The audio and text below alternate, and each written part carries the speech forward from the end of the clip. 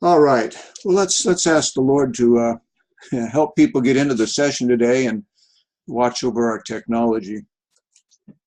Father, we do thank you that you are our King and our God, and you know all these matters, Father, the technology, and I just ask you to intervene. Uh, let everyone get in who is available today in order to meet together and have this time together on this Zoom conference. We just trust you with these things, Father, and thank you again that we can be your children and that you've called us to be your own. Just pray that your Spirit will guide us today and give us wisdom that we need from you. And we pray these things in your name, Jesus. Amen. Amen. All right. Well, Dr. Martine wanted to be with us this afternoon, this evening, when it happens to be in your part of the world. They're having to do some emergency surgery on her father, and so she was not able to join us today. I wanted her to give us a little presentation on her perspective on the research methodology chapter, because she's done a lot in that area, probably even more than I have, and I know she's been joining me on some oral reviews. She's had a few other different perspectives on this chapter than I have. And so we're trying to come to some agreement on some of those issues.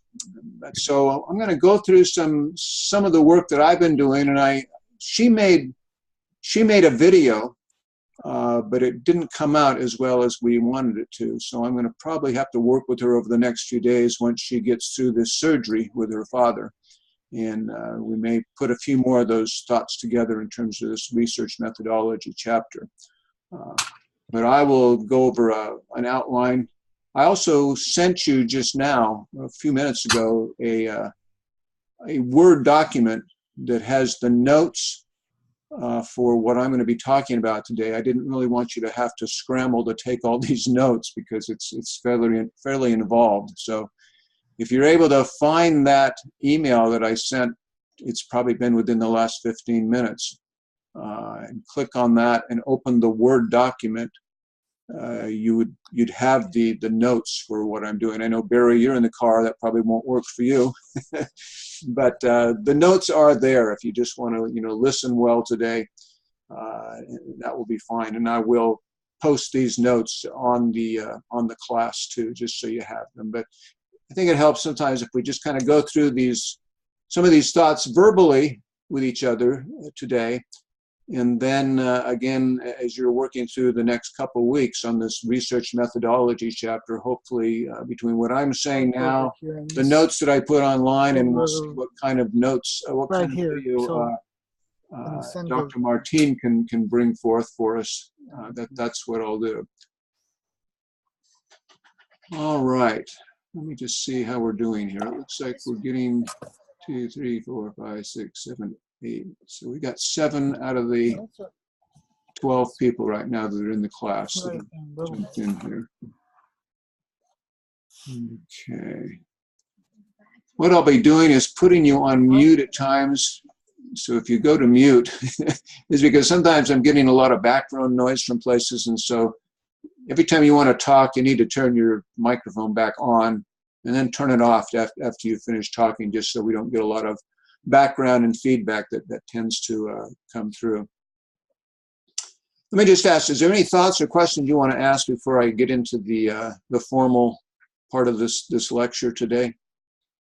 We'll take questions, of course, along the way. But any issues with the class right now? I've had a few emails from people on the literature review chapter and the... Doc, is this our final class, Zoom class? I think this will be our final Zoom class, right, unless I decide to have one more session after I've talked to Dr. Martine on any more of her thoughts on the research methodology. But this would be our final Zoom, and everything else will be taking place just by email that I email you back and forth. In terms of what I'm doing right now, I've gotten the literature review chapter graded for most people if you've got it to me. Right now, I'll work on the context chapter and the theology chapter over this next week, and try to get some content back to you on those chapters also. But for right now, like I say, this week you're finishing out the desired outcomes chapter, which isn't too involved. Just basically, what you'd like to see happen as a result of your project. One issue that students sometimes leave out of that chapter is what I call the criteria that you're going to use to determine if you've met those outcomes. That simply means if you say, I want to, I use this analogy of the gang violence in Seattle. I've used that quite often. If I say, I want to see more churches involved in working in gang violence ministries, I might say, a criteria I'd use is, okay, that's my desired outcome, to have more churches involved. I might say by such and such a date, there'll be, 3 churches that are beginning to implement programs in their churches related to gang violence in Seattle. That would be that's a very simple one. Okay, I could determine, okay, if how well I've met that desired outcome simply by the criteria. Did I actually have 3 churches get involved in doing that kind of a program by such and such a date? That's simply what a criteria is. Okay. So I'll probably be looking for that in your desired outcomes chapter. And if I don't see that, I'll probably just say, hey, here's an example of how you might, put a criteria. Go ahead. Somebody had a question. Right. And the outcome that could be post your research paper, or it has to be immediate in terms of the outcome of what you want to achieve. Can it be after the research, you complete your research, or is it something that is immediate? It take immediate effect?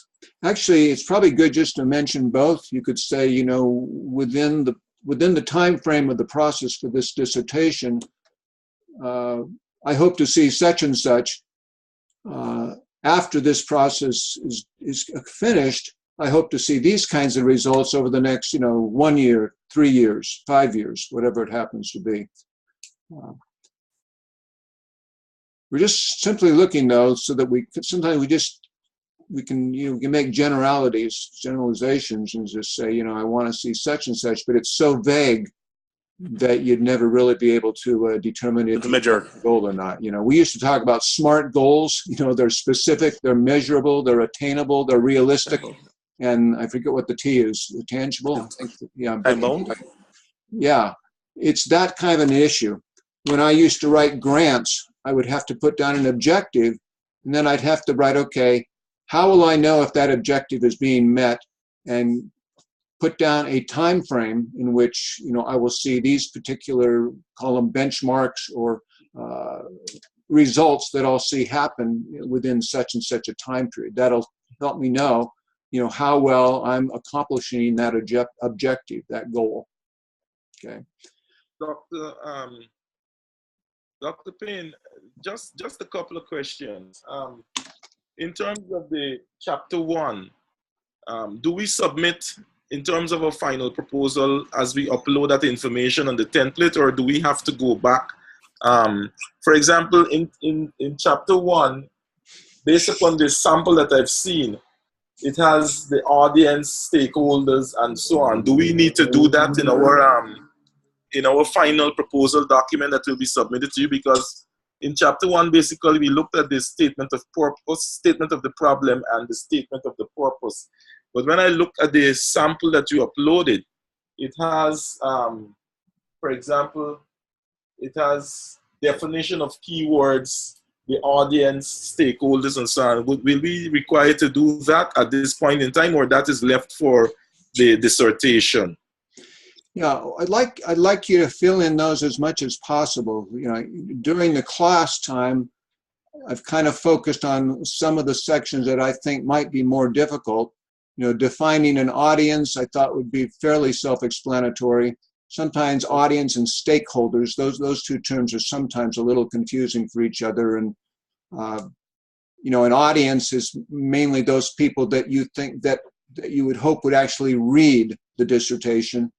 The stakeholders would include that audience, but it would also include other people that maybe have a stake in the in the project. You know, those people who are beneficiaries, for example, of a project, they would be stakeholders. If there are some people that are going to maybe, you know, say your PLC, they may be part of your audience, and they may be also part of your stakeholders.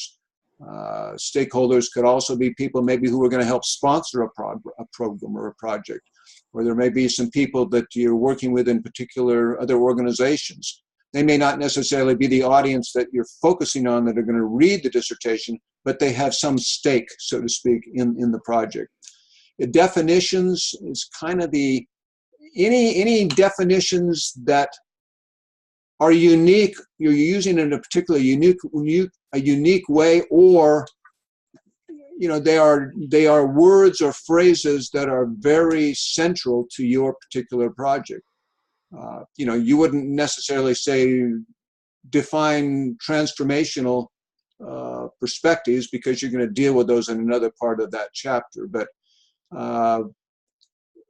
say if you're going to use, you know, the ABCD method of community development, you know, asset-based community development, the average reader may not be familiar with that term. So you define that term in your definitions, okay? But again, definitions are just kind of those, any phrases or words that you think are very, very important for your particular project, you know, or you're maybe using a particular word or phrase in a particular unique way in your project. So yeah, you just, you know, work with that, and I'll give you some feedback, you know, when you turn those projects, those proposals into me at the end of the course. But yeah, try to fill in all the different sections as much as possible in the various places. Okay. Okay. Dr. Payne, I got a question here too. It seems pretty obvious to me that this is a work in progress. It's developing week to week to week. It's like, I feel like I need to go back and start over, you know, I know. With my original questions and that kind of a thing. Is that kind of typical? That, yes. Okay. Yeah, and you always have to kind of realize that this is kind of a practice time through the course. You know, I realize that, you know, you're not going to be able to come up with a finished proposal within this 9 or 12-week period you have by the time that project is due. What normally happens is, you know, a student gets kind of a rough basis of a proposal through the course, and then hopefully you'll have a supervisor that you've been able to arrange to have selected, you know, by the end of the course. You'll send this proposal to that supervisor after you finish this course. That supervisor may have some other recommendations that he or she would like to see, you know, involved in this project.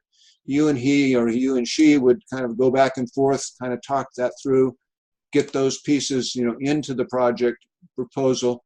Once both you and the supervisor are satisfied with the proposal, then you'd send it over to Judy Melton, who would then forward that over to the academic committee cabinet, and then we as a cabinet would look at that. And generally the cabinet has some other recommendations that they will, some, you know, suggestions anyway, that they'll give to students for a particular project. Yeah, but yeah, it's all kind of a work in project and process until you get it to the academic cabinet, who then looks at it, and you kind of see that as your final draft, so to speak, of the proposal that cabinet will review and approve.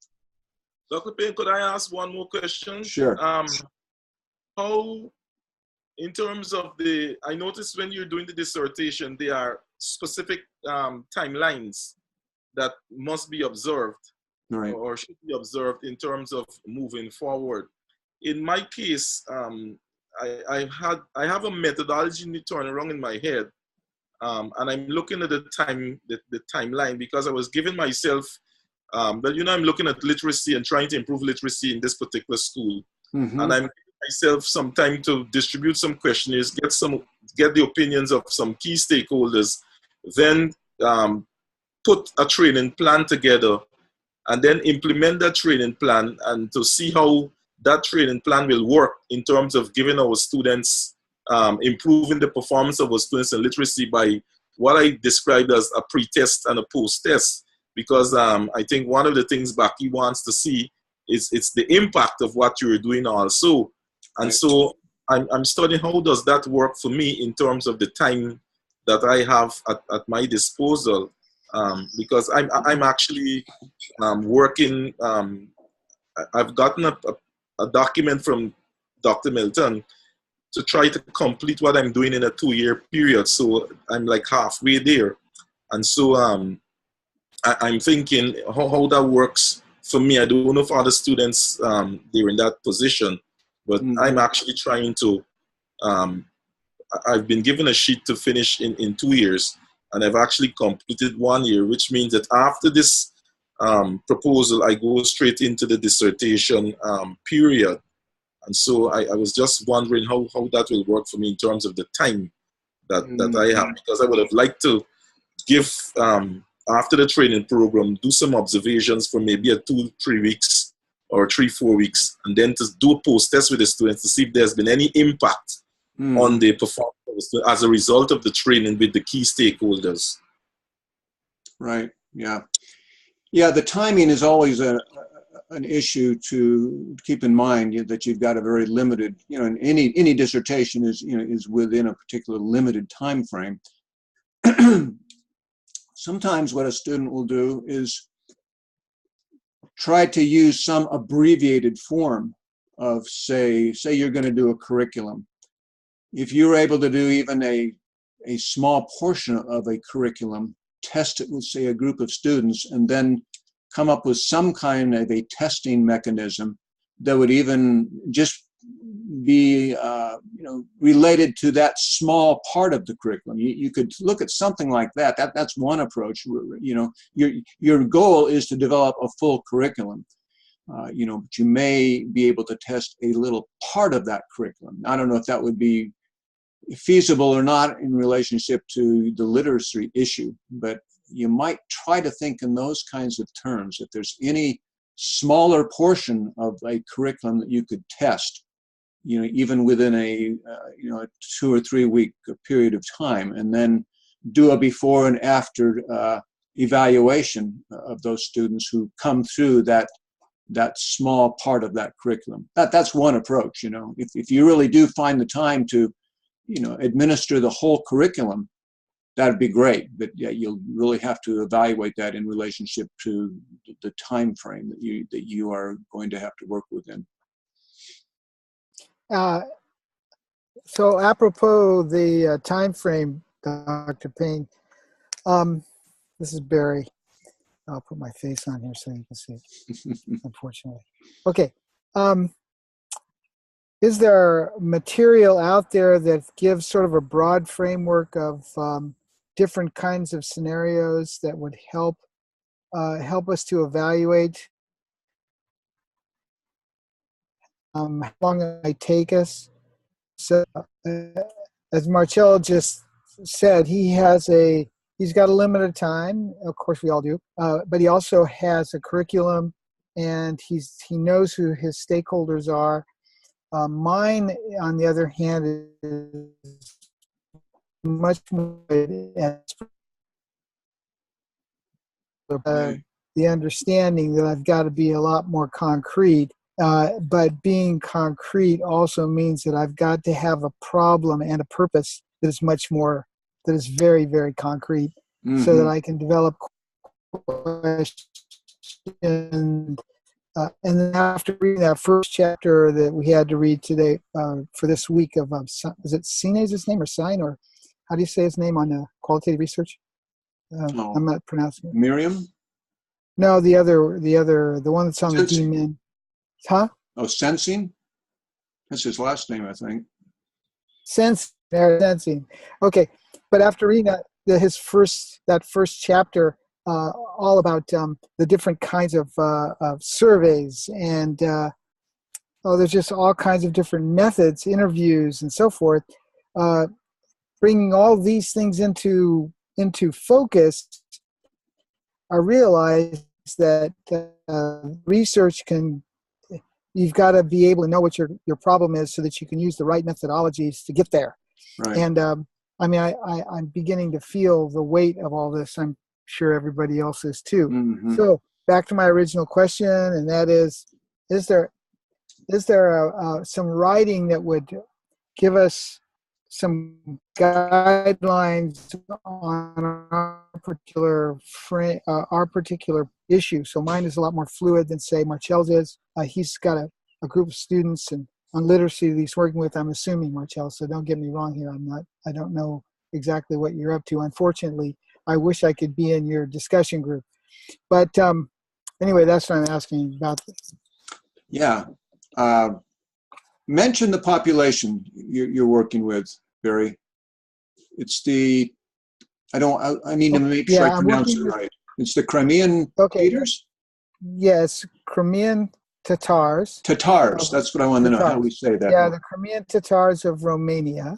Right. That there's about 24,000 Muslims that have grown up here several hundred years and so on and so forth. And then eventually lots of changes and so forth. So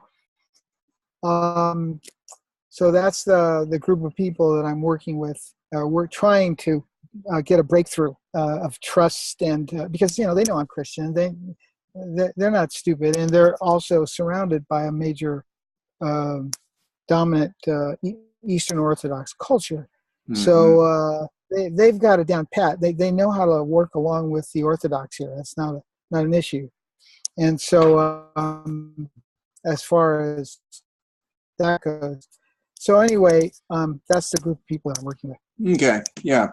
Your audio is breaking up there a little bit, but I think I got the gist of what you're saying. I mean, I know the situation you're working with is, those who, more traditional want to maintain a particular language, where some of those, your younger generation are, looking to not necessarily stay with their mother tongue and move forward in relationship to what's going on globally. And again, like you say, you're looking for some way to, bring some harmony into those kinds of situations, which, to say I'm going to bring harmony into this situation, that of course would be too broad an objective for a dissertation. You wouldn't be able to. That can be that's part of the overall goal that you're looking at in terms of bringing some understanding, some harmony. But I'm just thinking out loud here. If you were able to bring together a group of people that kind of represents maybe the more traditional generation and some from the the newer generations, and you're able to put together some kind of a focus group, and you have some discussion questions, and that you would just begin to work in that small group, that would be the focus of your dissertation. Okay. Yeah, the ultimate ends you're looking for is to produce more widespread harmony, etc. But to be able to take a microcosm of that with just a small focus group, I would think that would be about what you could handle in relationship to a dissertation. And you'd want to kind of understand how people perceive their situation, why they think the way they do, their worldview, what's influenced their worldview, and some of the issues that we'll get into as we look at the research methodology chapter today. But I think that might be one approach, is just really focus on a small group of people that you could bring together who kind of are intergenerational, etc. That'd be one approach. Okay, that's really helpful. And yeah, I mean, this thing could get really out of hand. So the smaller the better. I get all that. It's now trying to figure out a way to cull a small enough group that is going to be here long enough and will commit themselves. So this is all part of it's like trying to hold jelly or something in your hand. It just kind of goes right through it. Right. It feels like you've got something substantial, but actually after a while it'll just melt on through.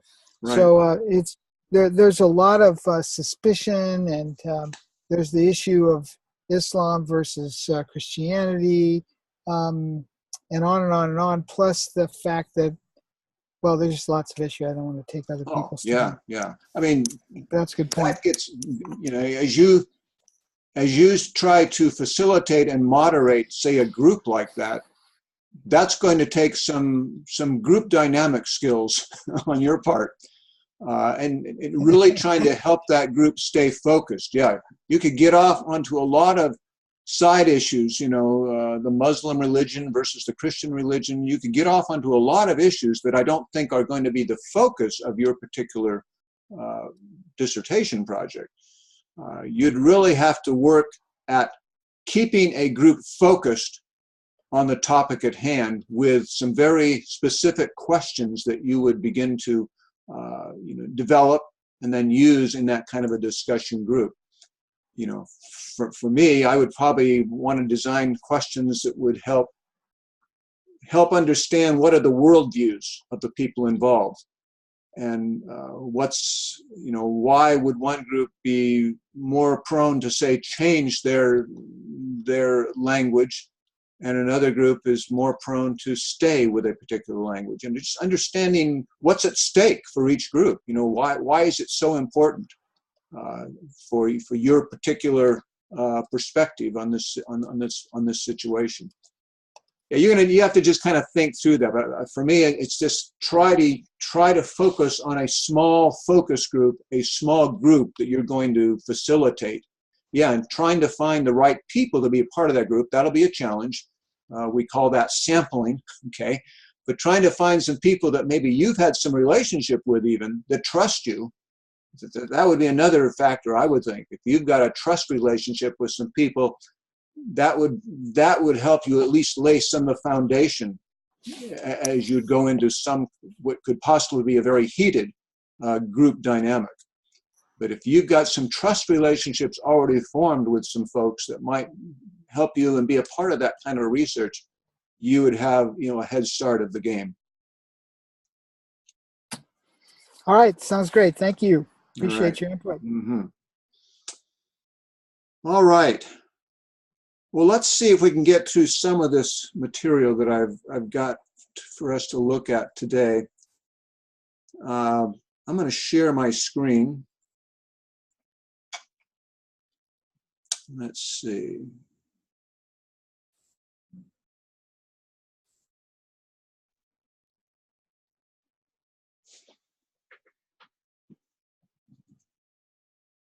Are you seeing a document now that says Introduction, Research Methodology? Yes. Yes. I want to Yes. see something. Let me see what happens if I bring it over. Yes, that's it. Now, are you still seeing it? It's a blue screen now. Now it's No. a blue screen. I've got the blues. All right, I see. All right, let me just do one more thing here.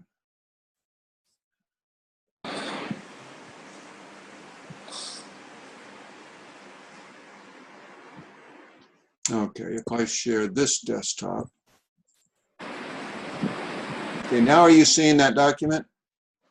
Yes, sir. Yes. Okay, Yes. good. Yeah, I've got two screens that I work with, and it depends on which screen I share. And if I share the wrong screen, I just have to make sure I have the document on the screen that I want you to see. So I'm going to expand that. Okay, there's just a lot of content here. Like I say, I did email these notes to you, but I'm just going to go over some of this content verbally with you a little bit. Sometimes that helps, if you heard it spoken and then you look at it. You've been going through a book called Research Methodology. You got a couple of books, one by Sensing, Research Methodology, the other by Miriam. Both books kind of really focus on the qualitative research side of things. A book that I didn't have you read that I've used in past courses is called, it's a book by John Cresswell. It's on qualitative, quantitative, and mixed methods of research. And what I think I might do, that's available on in our library. There's one chapter on quantitative research I'd like you to read in that book, and I'll send you the email with the link and that sort of thing sometime, over the next couple of weeks, because you may want to do some quantitative research as well as qualitative, and we'll talk about those terms here as we get through this process. So let's kind of look at these notes. I didn't have time to pull this together into a PowerPoint today, but hopefully, say this document I did email to you.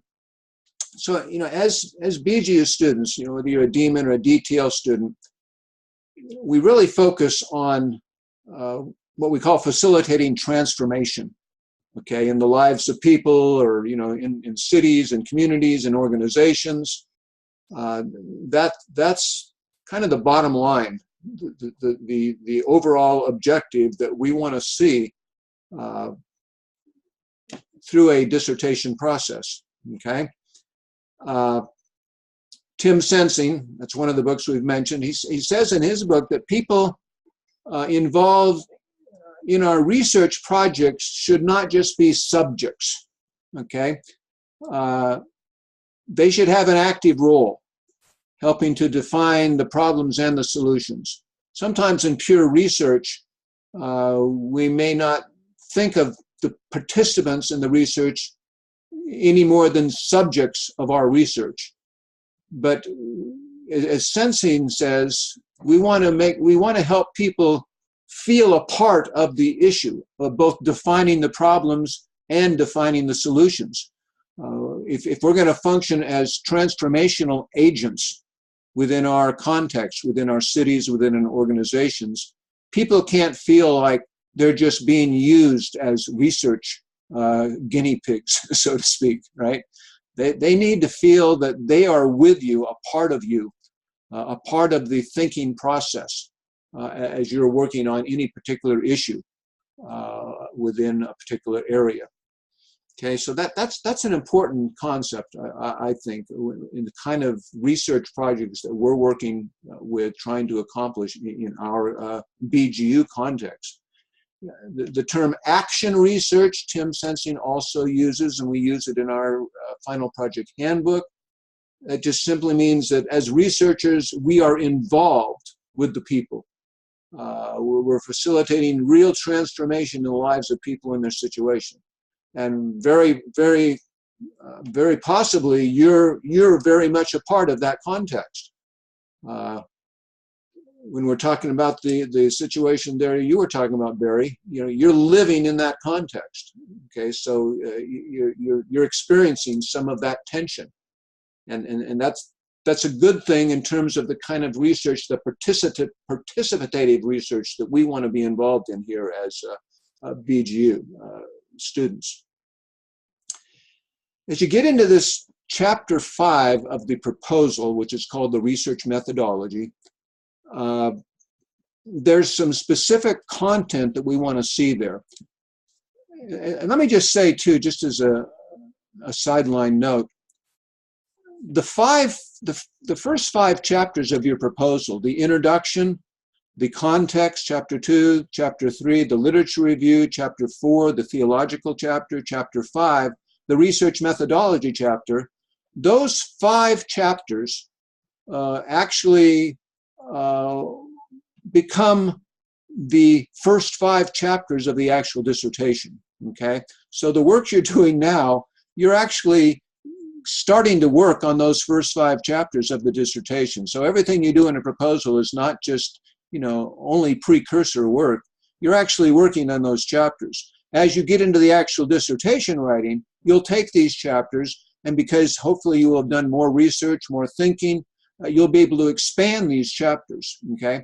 But the basic content, the basic organization of these chapters is the same, both for the proposal and the dissertation. When you do the proposal, you've got these other 2 chapters. You've got the desired outcomes, which you're working on this week, and then you have 7, which is kind of a scheduling chapter to kind of get an idea, how you think you'll be scheduling out your time, and etc. Where the last 2 chapters of the actual dissertation, chapter 6, is the results chapter, where you actually record your findings, what you found, both through data gathering and then through some kind of an intervention strategy that you have tested, and then evaluating how well it all worked. So chapter 6 of the actual dissertation will be the results, And then chapter 7 of the actual dissertation is what we call discussion, where you kind of try to come up with some general principles that you've learned from this whole process, how you anticipate, working with some of these thoughts and these ideas for the future. You may come up with an action plan. But just trying to emphasize the fact that at least the first 5 chapters that you're working on here in the proposal will be the first 5 chapters of your dissertation. Granted, in the dissertation, they'll be a bit more expanded, okay? Having said that, let's just jump into this chapter 5 that you'll start working on next week. What I'll have you do next week is try to come up with an outline of that chapter. You don't need to write it out in a narrative form yet, and then for the week after, you would actually write that out in a narrative paragraph by paragraph form. But next week, really just kind of want you to think through some of the pieces for the research methodology chapter. So as you're doing a research methodology chapter, you'd probably start out with some kind of an introduction paragraph where you, again, just summarize, the problem that you're addressing for your reader. You may summarize the research questions, and what kind of information are you trying to get at, trying to understand to help you define, and that'll help you define what kind of research methodology you need to use. And then, in that introduction chapter, you may just close the introduction paragraph, you may just close that paragraph with just a sentence or so and just kind of summarize the intervention strategy. It's just good for a reader to see a summary paragraph, an introduction paragraph that just kind of summarizes where the chapter is going, okay? So, you would want to start this chapter with at least a paragraph that summarizes the different pieces. Okay, the next big section of that chapter is going to be, we'll call it the research method, or methods, it might be plural. We've got 3 different ways that we can go about doing research. We have, qualitative, and I've got these abbreviated right now, but, qualitative, quantitative, or some mixture of those research methods, okay? This first section of the research methodology chapter, both in the proposal and in the actual dissertation, you'll have this section where you're going to actually talk about the research methods that you're going to be using. And what you need to do, you need to think about, what's going to be most appropriate for your particular project, and you're going to describe each approach. First of all, you just describe each of these approaches and give a brief summary of what qualitative research is, what a quantitative approach is, what a mixed approach is, and then say which of those approaches that you're going to use and why you've selected that particular approach for your particular project. How it best suits your project, how it best answers the research questions that you've listed there in chapter 1.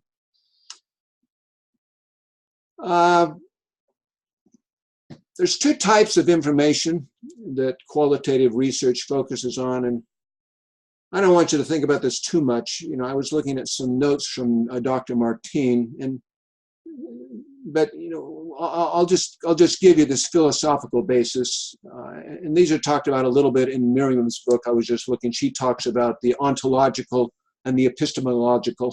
She doesn't dwell on those, but these are kind of philosophical terms. But what we're looking at here is, well, let's just look at these 2 terms. Ontological. Ontology, if you've looked at philosophy or at all in your whole background in education, ontology is kind of looking at beings, human beings in our situation, and we're trying to understand how those human beings behave, how they think, their perceptions, their worldviews. All that's involved as we're trying to think about the people that we're associating with in a particular situation, how they think about a particular situation. Say we're looking at your situation there, Barry. I was talking about, what is the worldview of, say, a particular set of the people that you're looking at. Say those people who are very traditional and they want to make sure they maintain the mother tongue in that country.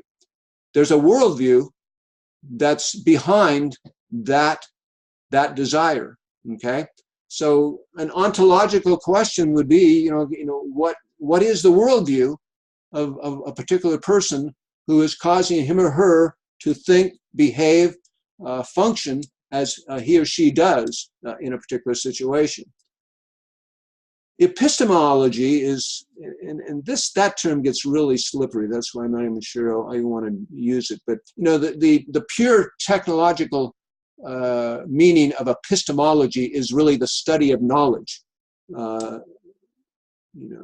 It's from a Greek word, okay, epistos, and it's the study of knowledge. How do we know what we know? Okay, it's how do we even, we could take an epistemological approach to say, how do I know anything about God? Where do my concepts of God come from? Okay, we would say as Christians, okay, we have a Bible, so that's a source. That's the major source of our understanding of our concept of God. Okay, other sources epistemologically would be, as I was raised in a particular family, so I may have received some of my concepts about God through my training in my family. Okay, as I associate in a particular culture, some of my thinking about God will come out of that culture in which I'm functioning. The particular friends that I associate with, all that would help frame my particular understanding. So all that, from an epistemological point of view, it's where did I get the knowledge about a particular issue that I have. So ontology is kind of working with how people behave, function the way they do. Epistemology is where did they get their knowledge that formed their worldview, etc. Don't think too hard on those particular concepts, okay? Because it's just kind of philosophically trying to break down, these different aspects of what we're trying to understand about people. Let's look at a couple of these research terms. Okay, quantitative information generally is said to use more numerical data to determine information, say, about a particular population. And these will become a little more clear, but you may be, one example here, descriptive. For example, you may have a survey to determine how many people in a population have gone to school up to age 18. Okay, that would be you would just say, okay, did you go to school through age, 5 to 10, and 11 to 16, and 16 to 18? You may have a multiple choice, okay? And, you would come up with some kind of a percentage of the people that, continued being involved in education up to age 18. Another percentage of people were involved in being involved in education, say up to 16. But anyway, it's a quantitative study where you can kind of quantify your results, okay? A couple of other issues that are sometimes involved in quantitative information is relational. You investigate the relationships in a population. Some of you may be familiar with the term sociogram, which we kind of draw in an organization, for example. An organization chart is a type of sociogram. Okay, it shows the lines of authority within a particular organization. You could draw a sociogram of a community, how all the different leadership pieces work, and how different organizations and how various agencies and different even regions of a particular community. You could draw a sociogram. That's a type of quantitative, because you're kind of putting down some hard facts in terms of what a community looks like. Causal is determining the causes of a situation, or the causes of a particular situation. And there again, you might do that in a survey. You may ask, there's poverty in our community. Do you think that's caused by A, lack of work standards, B, lack of opportunity for people within our community, C, family background, the D, and you could come, okay, again, that would be a quantitative approach because you're using questions that can be answered in like either true, false, or a multiple choice format. Generally, if you have multiple choice or true, false, or agree or disagree kinds of questions, then you're working in more of a quantitative style of research. Okay, and you can generally tabulate the results from that by saying X number of people believe poverty was based on this. X number of people thought poverty in our community is related to this particular cause, etc. So that's kind of a quantitative approach.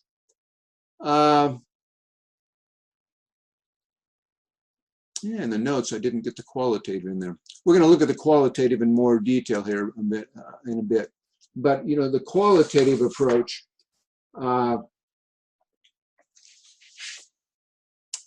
tries to understand the perceptions of people more specifically. And we'll look at that just for a moment. But anyway, research methods this is the first section of your chapter 5. You kind of describe the research method you're going to use, quantitative, qualitative. A second section, you'll kind of describe the population that you're working with, okay? And you also talk about sampling methods here. Okay, now you've talked about some of these issues in your context chapter, okay? You may talk about, the particular area where you're doing your thinking, where you're located right now. But here in the research chapter, as we talk about the population that you're going to have involved in your particular sample. If you're, like, say, dealing with an organization, you would talk about that organization. Okay, who's the leadership? How's it made up? Is there a particular gender that's more predominant than another gender? Age ranges, financial status, educational backgrounds, percentage of professionals versus laborers, etc.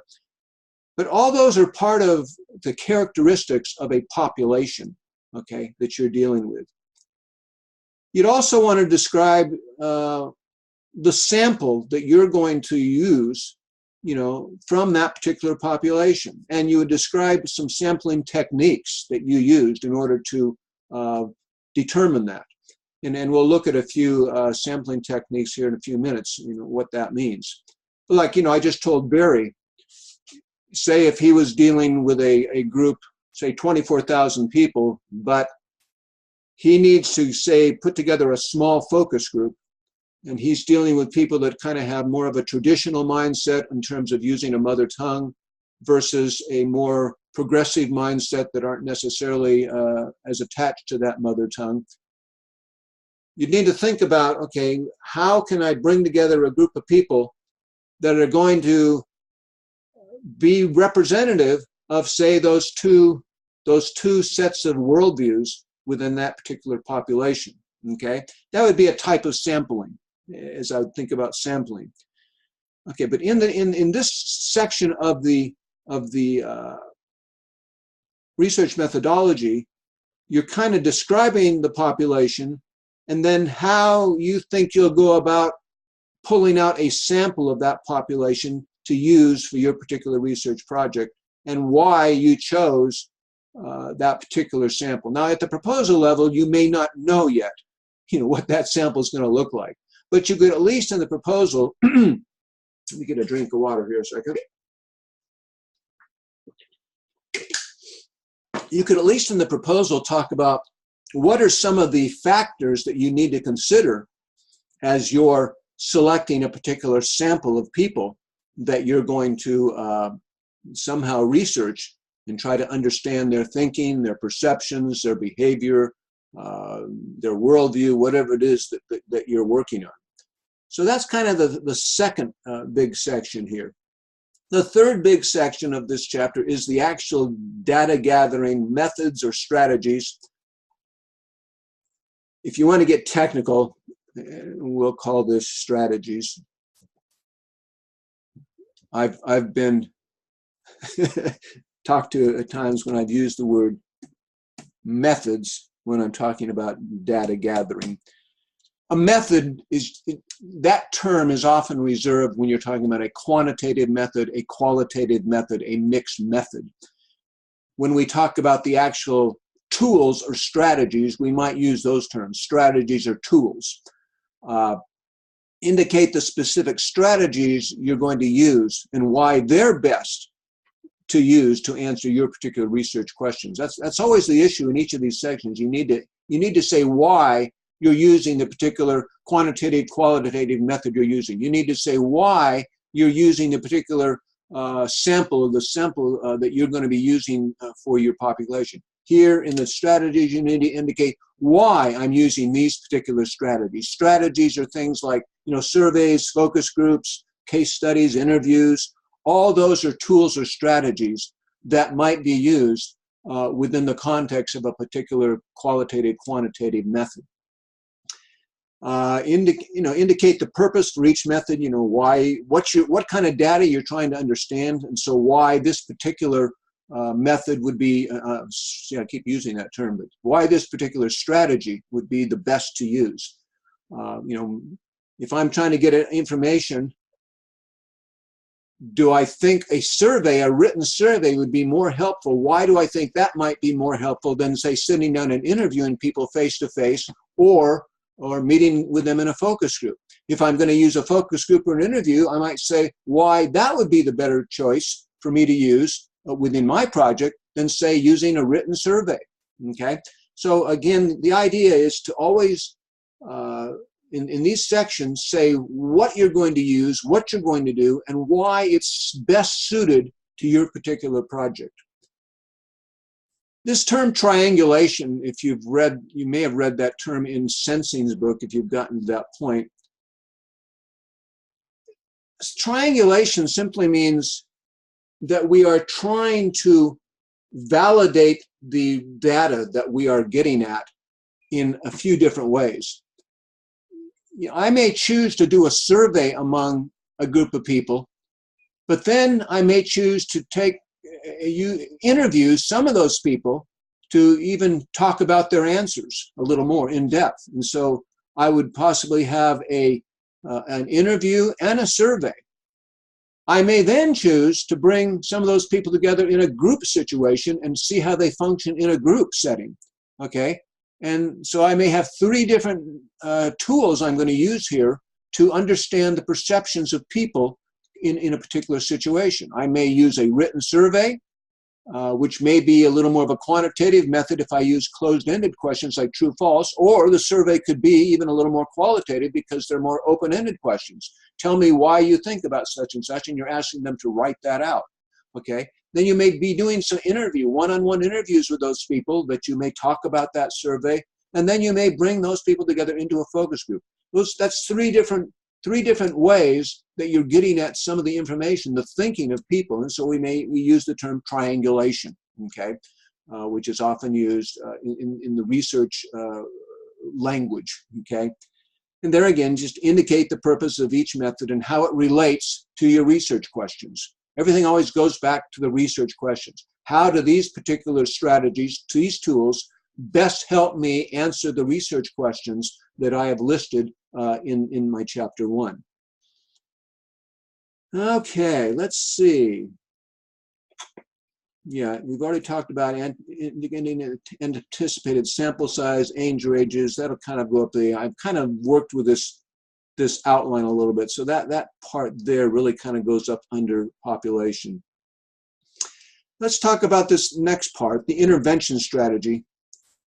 I think, as I've told you at the beginning of this course, a BGU dissertation needs to do good research using good research methodologies, but it also needs to culminate in some kind of practical application.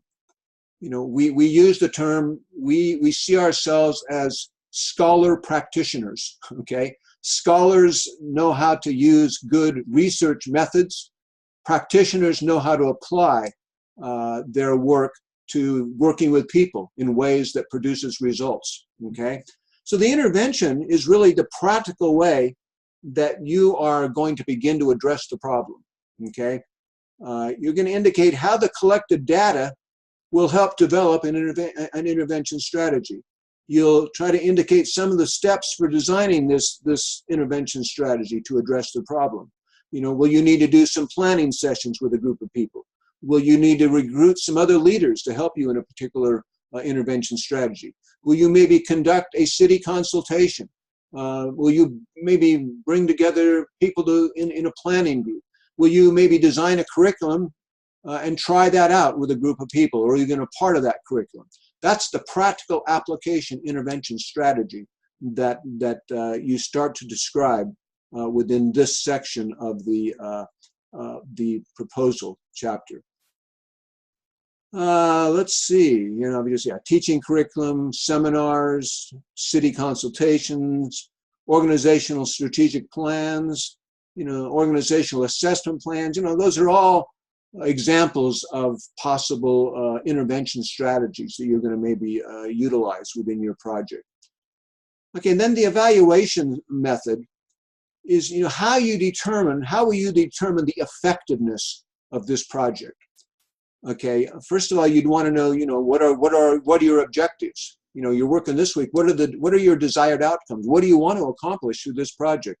The evaluation then is, you're going to discuss in this section in the proposal, what kinds of tools, methods can I use to evaluate how successful I have been, or this project has been, in terms of meeting the desired outcomes. Okay, what is it you wanted to learn? What did you want to accomplish in this project? And then what methods will you use to evaluate how successful you were in terms of meeting those? You know, again, you could use surveys, interviews, focus groups. Say you do a seminar with people, and most of us who have been in seminars, we've had the traditional survey that's, you know, the piece of paper that's given to you to get your feedback on how well this particular event met your needs, or, you know, met your goals. You may, you know, evaluate the speakers. When you do a course at BGU, you fill out an evaluation of the course and of the professor. So you're kind of working out some of the same kinds of methods for your project. How will I evaluate how successful I've been at my data gathering, how successful my intervention strategy was in terms of meeting some of the goals I have, etc. So that's you know, another piece of this chapter. Let me stop there for a moment. Any questions you want to ask before I kind of get into some more specific content on some of these methods, quantitative, qualitative, etc.?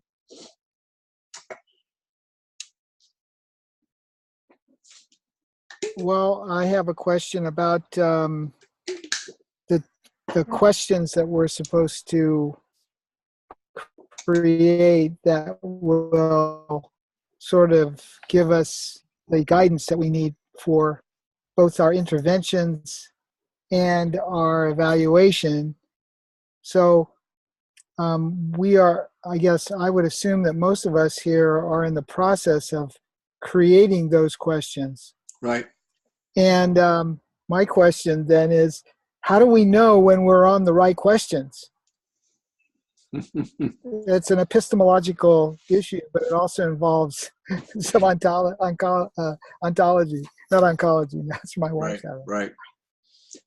You know, at the proposal level, you're going to just, at this point, you're just going to brainstorm a little bit to come up with some questions you think would be helpful. You know, I may try to give you some feedback when you submit, you know, those questions to me as, say, part of this research chapter.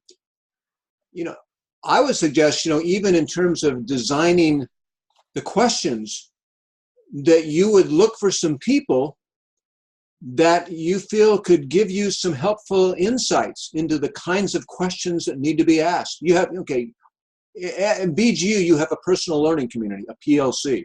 That might be one good place to start. You might just, you know, take your questions and send those questions to your PLC members and say, okay, here's my research questions for this project. This is what I'm trying to find out. This is what I'm trying to know. This is what I'm trying to accomplish. What's the best way to accomplish this particular objective within this community, in this organization? here's some sample questions I'm going to use in a survey or an interview or a focus group. Could you folks give me some feedback in terms of how well you think these questions might help me meet my objectives in terms of my research objectives and questions for this whole project? The PLC might be a good place to start. Others in your community, think of people that you could maybe sit down with and talk through the kinds of questions that maybe would be helpful in terms of a survey or an interview. I'm just, again, thinking off the top of my head a little bit, maybe some ways that you might be able to think about those questions. But like I say, for the proposal at this point, I'm not expecting you to go out and work with your PLC or anybody else. Right now, I just want you to brainstorm on some questions, and then I'll try to think of those.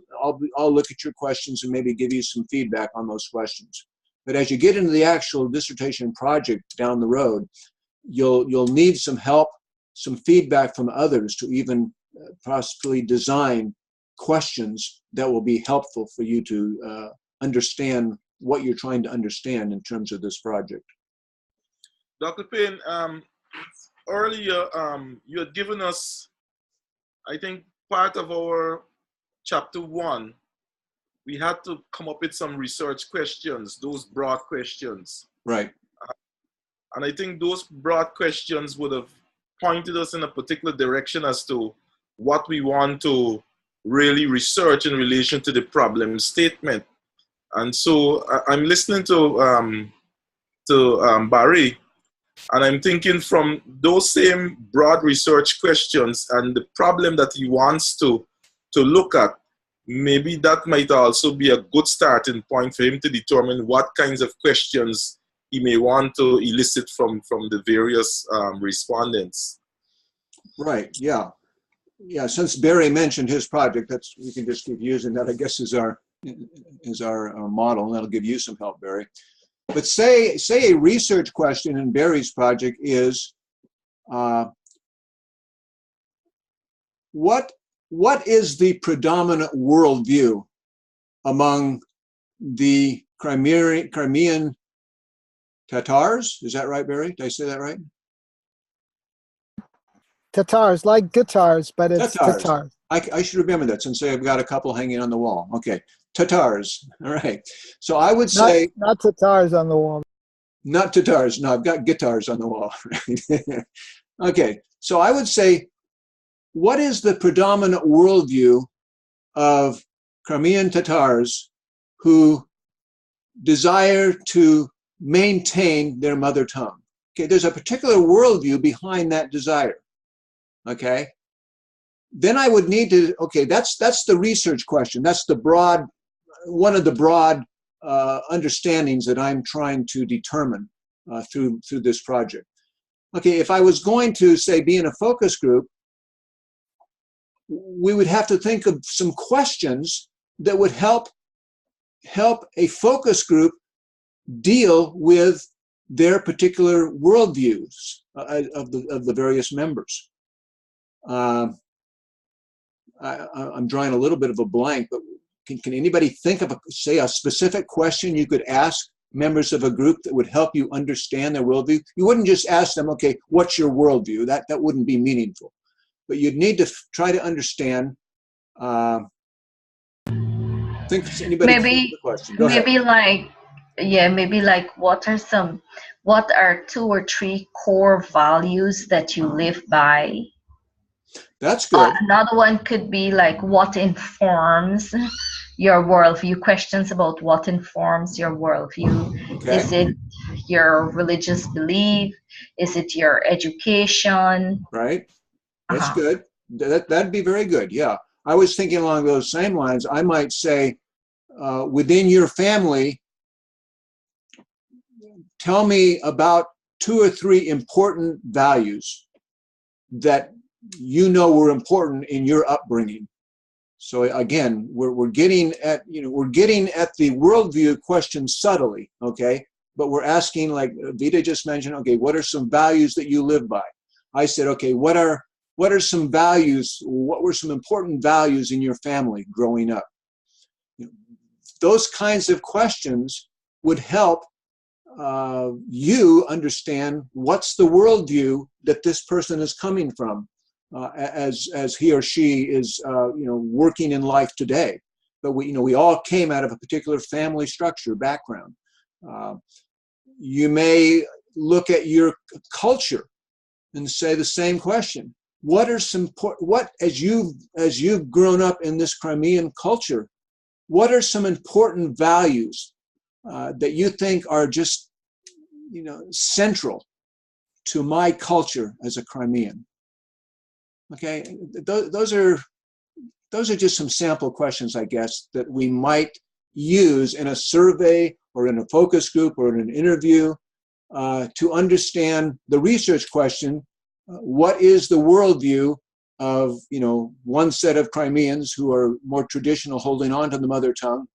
And then I'd also want to say, what is the worldview of those who are wanting to be a little more progressive and aren't necessarily as attached to holding on to their mother tongue?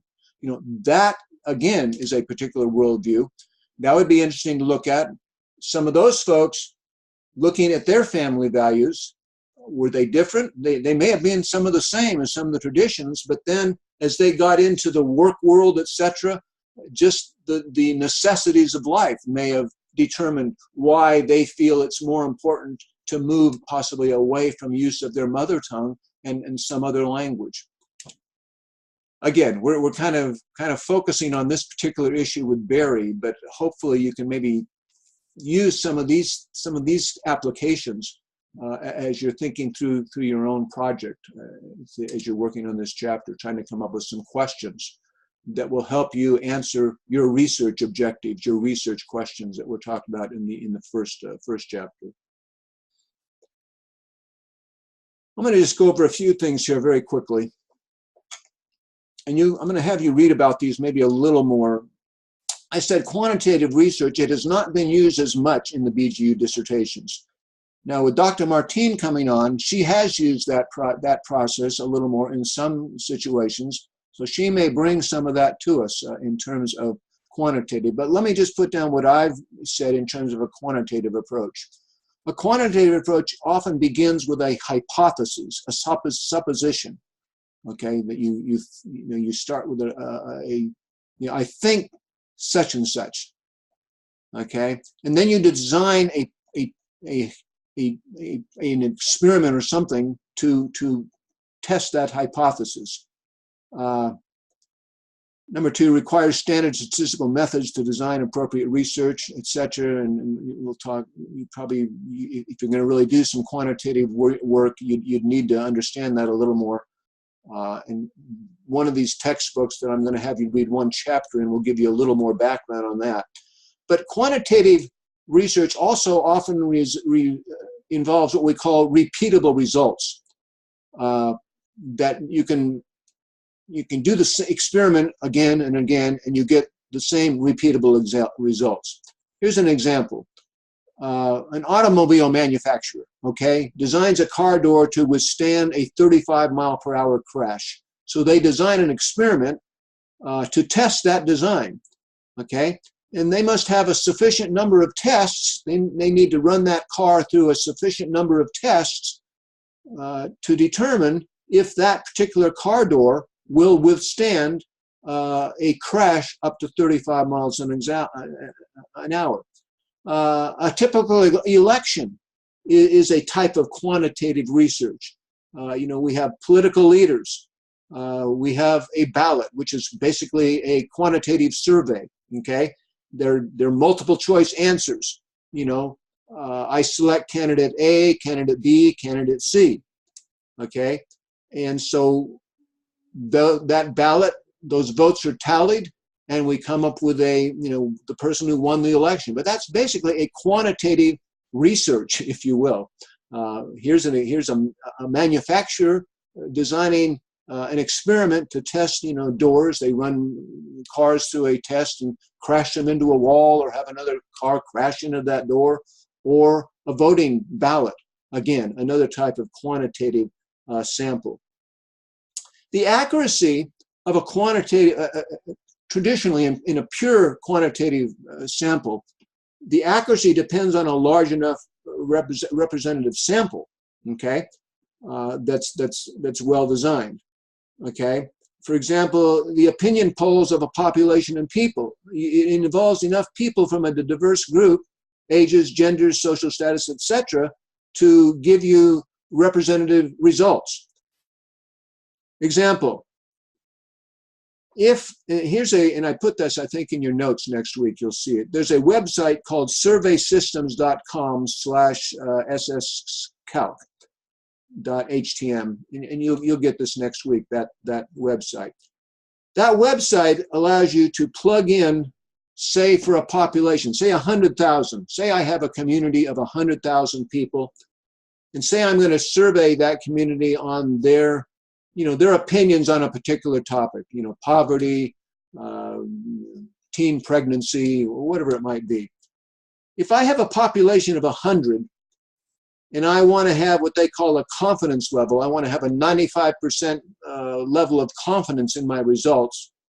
Out of that population of 100,000, I need a sample size of 383, okay? And that sample size would need to be a good mix of, ages and genders and social statuses in order to, have a representative sample. It's interesting. With a population of 100,000, I needed 383, okay? We could work out that percentage. I mean, that's, less than 10% of the population I'm using. And statisticians have used certain formulas to come up with these kinds of sampling sizes. I was working with one student who was working with a group of 60 people that she wanted to know their opinions, and she used using true, false, and agree, disagree kinds of questions. Now, I took the sample size of 60 people and plugged it into this website, and it came up with a sample size of 38. Okay, so 60 people, 38 is the sample size. That's about 60% of that. So, the smaller the population, the bigger the sample size you need to get a representative sample. I can't even tell you why that is. Statisticians have worked that out with their particular formulas. But I'm giving you all this so that you can kind of have some understanding of what might be involved if you were doing a purely quantitative study. Like I said, most BGU dissertations have not been pure quantitative studies, okay? Generally, they are qualitative.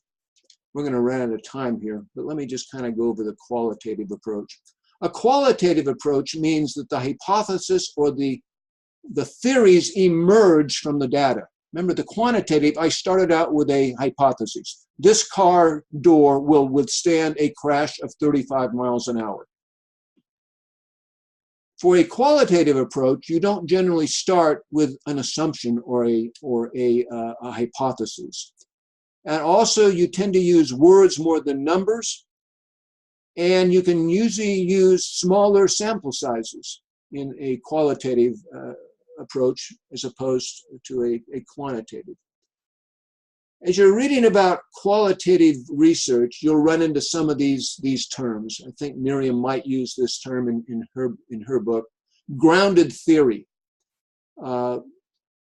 And I'm just going to summarize these thoughts, and these are more involved that you can read through. But grounded theory simply means that out of the ground, if you will, of some responses. Say I'm doing an interview. Say I do 25 interviews. I have a series of questions. Say I'm working with my situation with gang violence in Seattle. Say I interview 20 gang members in the Seattle area, and the question is, what do you like about being a gang member? Okay, that's my question. That's a qualitative question because it's not a yes, no, or agree, disagree. It's an open-ended question. What do you like about being a gang member here in Seattle? Say as I'm interviewing that person, maybe a person says, I feel like I just need to be protected. It's really tough out there on the streets and I need protection. Or maybe another person says, I'm homeless. I was homeless before I joined this gang. One of the gang members let me live with him or her. And so I have a sense of belonging. after I go through, 25 interviews, I may be looking for some of these key words that jump out. Maybe the word protection jumps out in my interviews. Maybe the word belonging jumps out. Maybe the word I feel a sense of importance, etc. We call these themes, okay? As I'm doing interviewing, as I'm interviewing these gang members, I may hear certain words come up: protection, belonging. Those same words may come up in may say half the interviews. So then I'll know that that's a particular important background issue in some of these people that I'm interviewing who belong to gangs. A reason why they've joined a gang, it's coming out in some of these key words that I'm hearing over and over in some of my interviews. What grounded theory means is that the terrain, which in this case the terrain is all these interviews, out of that terrain, out of that data, out of that interview, emerge these concepts: protection, belonging. And so as those concepts start to emerge, I can begin to see, okay, those are important words as I'm trying to understand why people join gangs, okay?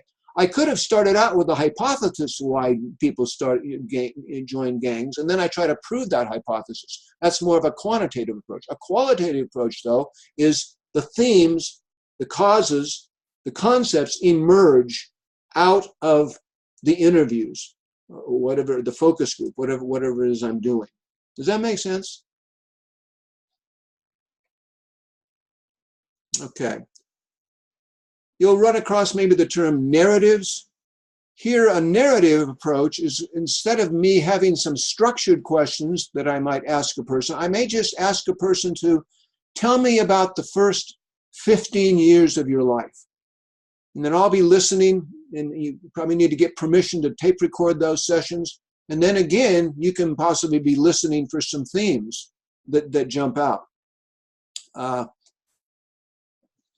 So a narrative approach is simply you're just allowing the person that you're talking with to more free associate, kind of more free form speaking, okay? And you're taking notes, or you're recording the interview, okay? What sometimes people do is say, okay, they may take the information that's gathered from several narratives that they've collected from various people, say in a community, and then they'll develop out of that a composite narrative, which is kind of a fictitious narrative, but it includes some of the common themes. I grew up in poverty. My family, I grew up in a single parent home. Some of those concepts may have been recognized in the various narratives, and you maybe bring those together in a composite narrative. I've seen this done a few times, but it's just one approach. A case study is more an in-depth exploration of, say, a group of people or an organization over a period of time. There again, you may be using some interviewing techniques, but a case study generally means you're looking at a situation over a particular period of time. And ethnography, it's like a case study, but you're doing it on a particular ethnic culture. You're looking at that culture within their natural setting, okay? I think that's about it in terms of, I went over those very quickly. I'm sorry, but just because of the amount of time. Looking into Miriam's book, some of her chapters are going to go more in depth on some of these issues, because she has specifically worked her book around the whole issue of qualitative research. And that's what some of these terms, grounded theory, ethnographies, narratives, case studies, those are all part of a qualitative approach. Those are tools that could be used in a qualitative approach. Whereas in a quantitative approach, you're going to probably generally use, surveys of some type that have yes, no, agree, disagree, or multiple choice kinds of questions. And again, you might mix those methods, because, like I said, when we talk about triangulation, you may decide to do a survey among some people that are more of a quantitative survey, but then you want to interview some of those people to even talk about that survey, why they answered a question, how they did, etc. Dr. Payne, would it count as a qualitative or quantitative or mixed if you got like a scale? So, you know, strongly agree, sort of agree, disagree, you know, that kind of. Yeah, that'd be a quantitative approach, pretty much. A Likert scale, as they call that. Okay, thank you. Okay. Well, I kind of run out my time. I think what I want you to do is just kind of try some of these thoughts, look at the notes, try to incorporate some of these thoughts into your trial research methodology chapter, which you'll turn in an outline next week, and then you'll turn in more of a more fully developed chapter in the following week. But again, you're practicing some of these thoughts. Sometimes the way to learn them is just do it, okay, and then receive feedback on what you've done, okay. And that's really the purpose of these various exercises that you're doing each week, is you're developing some different part of that proposal chapter, that proposal document, the different chapters. You're just kind of practicing on some of these issues, okay. Unfortunately, we've run out of time, so I'm going to have to close this down. But again, get your work in, and I will give you feedback by email the best I know how. All right. Great. Thank you. Close the session down, and again, just Thank you. Thanks for making the effort for being here with me today. And like I say, I am going to look at the videos that Dr. Martine has been creating. And I'll see if there's other content there that I think we should also be aware of as we are developing this research methodology chapter. All right, end of session.